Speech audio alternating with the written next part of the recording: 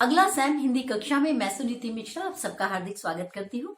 तो बच्चों, आजकल हम पढ़ रहे हैं कक्षा 9वीं की स्पर्श और आज मैं पढ़ाने जा रही हूँ उसके गद्य भाग से उसका छठा पाठ कीचड़ का काव्य, जिसको रचनाकार है काका कालेलकर।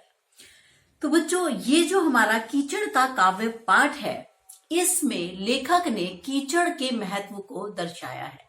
होता क्या है कि हम एक सामान्य जीवन में कीचड़ को बड़े उपेक्षित भाव से बड़ी तुच्छ सी वस्तु समझते हैं। तो लेकिन जो सौंदर्य बोध है, जो कवि है, जो लेखक है, उनका सौंदर्य बोध एक साधारण व्यक्ति से भिन्न होता है। तो हम लोग कहाँ सुंदरता देखते हैं? हम लोग फूल में सुंदरता देखते हैं, हम लोग चंद्रमा में देखते हैं, हम लोग तारों में देखते हैं, हम लोग प्रकृति के विभिन्न ऐसे उपादानों में देखते हैं, लेकिन कीचड़ के सौंदर्य को हम नहीं देख सकते। तो जो काका कालेलकर है, उन्होंने एक नई दृष्टि हमें सौंदर्य को देखने के लिए दी है। तो पूरा पाठ कीचड़ का काव्य इसी पर आधारित है कि हमारा सौंदर्य बोध और अधिक सूक्ष्म होना चाहिए। ठीक है, तो चलिए पढ़ते हैं कीचड़ का काव्य। लेखक प्रातः काल के दृश्य का वर्णन करते हुए कहता है कि उस समय पूर्व दिशा तो कुछ विशेष आकर्षक नहीं थी, यानी बहुत अट्रैक्ट नहीं करती, बड़ी सुंदर नहीं लग रही थी, लेकिन उत्तर में रंग की सारी शोभा यानी सुंदरता जमी हुई थी। उत्तर दिशा में, इस दिशा में लाल रंग कमाल कर रहा था, परंतु यह सौंदर्य थोड़े समय के लिए था। क्यों? क्योंकि देखते देखते वह बादल सफेद रंग का हो गया और दिन का क्रम आरंभ हो गया। यानी सूर्य निकला और ये कह रहा है दिन का क्रम आरंभ हो गया। पहले जैसे आप जानते हो सूरज निकलता है, लाल लाल रोशनी आती है, वो बहुत खूबसूरत होती है, उसके बाद वो सफेद रंग का और दिन प्रारंभ हो गया। लेखक बताते हैं कि हम आकाश का वर्णन करते हैं, पृथ्वी का करते हैं, तालाबों का करते हैं और सबकी सुंदरता में खूब खो जाते हैं, परंतु किसका नहीं करते? कीचड़ का वर्णन कोई नहीं करता। ऐसा क्यों है? कीचड़ में पैर डालना कोई भी पसंद नहीं करता। क्यों नहीं करता? क्योंकि कीचड़ से शरीर मैला हो जाता है, हमारे कपड़े गंदे हो जाते हैं। कीचड़ के लिए किसी को भी दिल में सहानुभूति नहीं होती। पर यदि हम निष्पक्ष भाव से सोचें तो हमें क्या पता चलेगा कि कीचड़ में भी काफी सौंदर्य होता है। जैसे मैंने आपको शुरू में बताया कि हमें अपने सौंदर्य बोध को भी थोड़ा बदलना होगा। तो कैसे सुंदर, वो बताएगा कि कहां कहां उसने कहा कि कीचड़ आपको सुंदर लगता है, आप उसके रंग को इस्तेमाल भी कर रहे हैं, लेकिन आप जानते नहीं है। जैसे लेखक इसका कारण बताते हुए कहता है कीचड़ का रंग सुंदर होता है। हम पुस्तकों पर गत्ते का रंग, घरों की दीवारों का रंग और कीमती कपड़ों का रंग कीचड़ जैसा पसंद करते हैं। कला विज्ञों को भी भट्टी में पकाए गए मिट्टी के बर्तनों के लिए ये रंग बड़ा पसंद आता है। आप देखते हो बहुत बड़े बड़े जो आर्टिस्ट हैं, उनके घरों की दीवारें, उनके अपने कपड़े, इस तरीके के कपड़े होते हैं। तो ये सब रंग वो कह रहे हैं आपको पसंद आते हैं। फोटो में भी इस रंग की झलक बड़ी अच्छी लगती है, पर पता नहीं क्या कारण है कि कीचड़ का नाम लेते ही लोगों का मूड बिगड़ जाता है। नदी के किनारे जब कीचड़ सूख जाता है तब क्या होता है? उसके टुकड़े टुकड़े बन जाते हैं। आपने देखा होगा नदियों के किनारे जो कीचड़ पड़ा था उसमें बहुत सारे क्रैक्स आ जाते हैं, उसके टुकड़े हो जाते हैं। वो कह रहे हैं मुझे वो बड़े सुंदर लगते हैं। ज्यादा गर्मी होने के कारण उसमें दरारें पड़ जाती हैं, दरारें भी वही क्रैक जैसा हो जाता है। वो टेढ़े मेढ़े से दिखाई देते हैं। ऐसा लगता है जैसे किसी ने नारियल के खोपरे सुखाए हुए, नारियल का जो हार्ड वाला हिस्सा है वो, उसके बारे में बात कर रहा है कि नारियल के खोपरे उसने सुखा रखे हो। नदी के किनारे का कीचड़ का दृश्य भी कम सुंदर नहीं लगता। कीचड़ का पृष्ठ कुछ सूख जाता है और उस पर बगुले चलते हैं। देखा है आपने, जब आप गंगा रिवर के पास जाते हो या किसी भी इलाहाबाद कभी आप गए होगे तो वहां पर आप देखते हो कि जो पानी है उसके पास का जो कीचड़ सूख जाता है, उसमें पक्षियों के पैरों के निशान, कह रहे जो बगुले चलते हैं उनके तीखे नाखून आगे और अंगूठा पीछे होता है, उनके पैरों के निशान आज भी हमें कारवां में चलने को प्रेरित करते हैं। पता लगता है कि एक पक्षी आगे जा रहा है और उसके पीछे पीछे अन्य पक्षी जा रहे हैं। तो वो क्या कह रहा है कि एक लीडर आगे चल रहा है और उसके पीछे कारवां क्या होता है? पूरा ग्रुप, पूरा समूह में चलने के लिए। तो ये हमें क्या प्रेरित करते हैं कि हमें किस प्रकार से समूह में रहकर अपने अच्छे एक लीडर को फॉलो करना चाहिए और इस प्रकार से मिलजुल के काम करने को ये प्रेरित करता है। जब कीचड़ सूख जाता है तब क्या होता है, तब जमीन ठोस हो जाती है। उस समय गाय, बैल, पाड़े, भैंस, भेड़, बकरे ये सब क्या होते हैं, उस पर अपने पैरों के निशान बनाने लगते हैं। ठीक है, तो पाड़े क्या होते हैं, भैंस के नर बच्चे। तो ये कह रहा है कि ये सब उनके अब पैरों के निशान जब बनते हैं तब क्या होता है, देखते ही उसकी शोभा देखते ही बनती है। भैंसों और पाड़ों की लड़ाई के दौरान उनके पैरों और सींगों के चिन्ह भी भारतीय युद्ध कला का हमें बहुत निशान याद दिला देते हैं, युद्ध कला का दृश्य याद दिला देते हैं।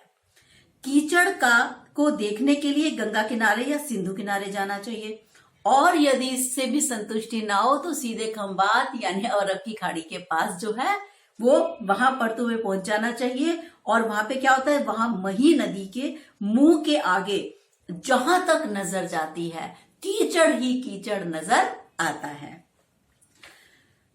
इस कीचड़ में मतलब इतना कीचड़ है वहां कि बड़े बड़े पहाड़ भी इस कीचड़ में लुप्त हो जाते हैं, गायब हो जाते हैं। यदि मनुष्य के ध्यान में यह बात रहती कि वो जो अन्न खाता है वो कहां से आता है, वो भी कीचड़ से ही उत्पन्न होता है, तो संभवतः कीचड़ की कभी इतनी भी उपेक्षा न करता, कीचड़ को इतनी भी कमतर न आंकता। यह कह रहे अब हम क्या करते हैं, पंक यानी कीचड़, कीचड़ से तो सब घृणा करते हैं, लेकिन पंकज, आप जानते हो पंकज क्या होता है, कमल।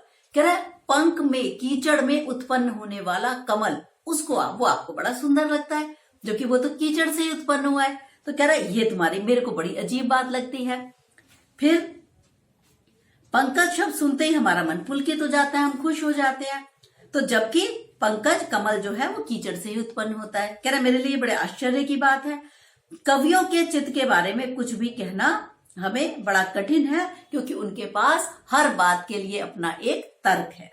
वो कहते हैं कि पंकज अच्छा लगता है तो उसका मतलब थोड़ी ना है कि हम कीचड़ को भी प्यार करें, हम तो नहीं करेंगे। तो कह रहे हैं कवियों के पास एक अपना लॉजिक, एक अपना कारण होता है कि मैं कमल से तो प्रेम कर सकता हूं लेकिन मैं कीचड़ से प्रेम नहीं कर सकता। फिर वो कहता है, ये भी वो मुझे तर्क देते हैं कि हम वासुदेव की पूजा करते हैं। वासुदेव कौन है, कृष्ण। कह रहे देखो हम कृष्ण की पूजा करते हैं लेकिन कृष्ण को उत्पन्न करने वाले वसुदेव की पूजा नहीं करते। वसुदेव कौन थे, उनके पिता। तो कह रहे हम कृष्ण की तो पूजा करते हैं पर वसुदेव की पूजा नहीं करते। इसी तरीके से हीरे को तो हम बहुत बहुमूल्य मानते हैं पर कोयला या पत्थर को ज्यादा मूल्य नहीं देते, जबकि हीरा कैसे बनता है, दोनों हीरा कोयला और कार्बन के ही अलग रूप है। ठीक है, तो कह रहा उसी से मॉडिफाई होके वो चीज बनती है, हीरा बनता है, लेकिन बावजूद उसके हम कोयले को तो इतनी तवज्जो नहीं देते, इतनी इंपॉर्टेंस नहीं देते। किसको देते हैं आप, हीरे को मूल्यवान समझते हैं। तो कह रहा है जरूरी नहीं है कि जहां से ओरिजिन हो, यानी कि जो हमें पसंद है चीज उसके आसपास की सभी चीजों को हमें पसंद करना पड़े। मोती को गले में बांधकर घूमते हैं पर उसकी माँ जो सीपी है, सीपी में से मोती निकलता है। तो कह रहा मोती को तो हम गले में बांध के घूमते हैं लेकिन सीपी में से जिसमें से मोती निकलता है उसको तो हम गले में बांध के नहीं घूमते ना।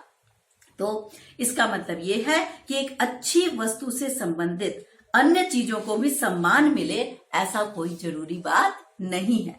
तो ये हमारे काका कालेलकर जी कह रहे हैं।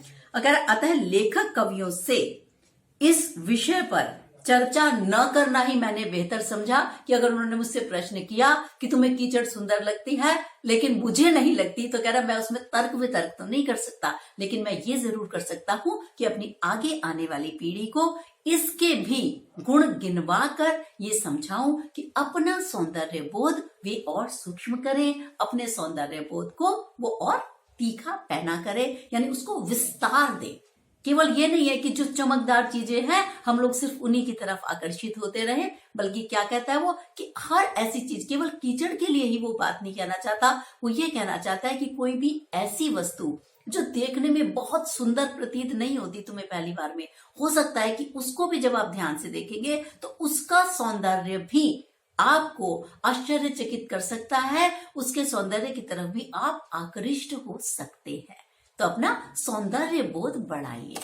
ठीक है, तो ये है हमारे काका कालेलकर का ये जो पाठ था हमारा कीचड़ का काव्य। तो इस पार्ट में बच्चों एक मैं आपको इंपॉर्टेंट क्वेश्चन बताना चाहूंगी। एक तो जैसे मैंने आपको अभी अंत में स्पष्ट किया कि कीचड़ के काव्य पाठ का उद्देश्य क्या है। ठीक है, तो उद्देश्य हमारा क्या है कि हमें कीचड़ के गंदेपन पर ही नहीं बल्कि उसकी मानव और पशु पक्षी जीवन में उपयोगिता पर भी ध्यान दिया जाना चाहिए। मनुष्य मटमैला रंग पसंद करता है, पशु पक्षियों को कीचड़ में खेलना पसंद है, इसी तरीके से वो हमारी फसल में काम आता है, अन्न उपजाता है, तो हमें उसकी उपयोगिता की ओर भी ध्यान देना चाहिए। और मैंने जैसे आपको बताया कि अपनी सौंदर्य बोध को भी हमें और विस्तार देना चाहिए। थोड़ा सा मैं इसके बस शब्दार्थ के साथ इसका अंत कर देती हूँ।